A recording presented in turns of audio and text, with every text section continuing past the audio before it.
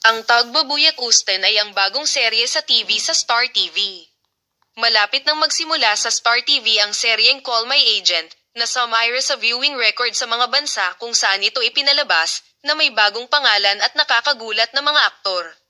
Sa serye, si Tagbabuyat Usten ay lalabas sa harap ng madla sa pamamagitan ng paglalaro sa kanyang sarili sa unang pagkakataon ang Turkish adaptation ng serye sa TV na tinatawag na Play My Agent, na sinira ang record ng panunood sa mga bansa kung saan ito na-i-broadcast, ni Ayapam, ay lalabas. Sa harap ng madla na may napaka-espesyal na sorpresa.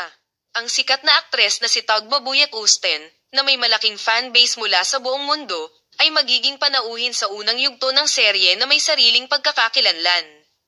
Ang Call My Agent, na malinaw na naglalarawan sa mundo ng mga sikat na manlalaro at kanilang mga tagapamahala, ay sinira ang record ng panonood sa buong mundo. Ang Turkish adaptation ng serye ay isang bagay na ng mahusay na pag-usisa.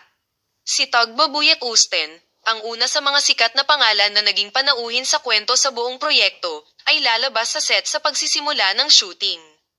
Ang proyekto, na isinulat ni Yelda Ereglu at Yesem, ay sa direksyon ni Ali Bilgin.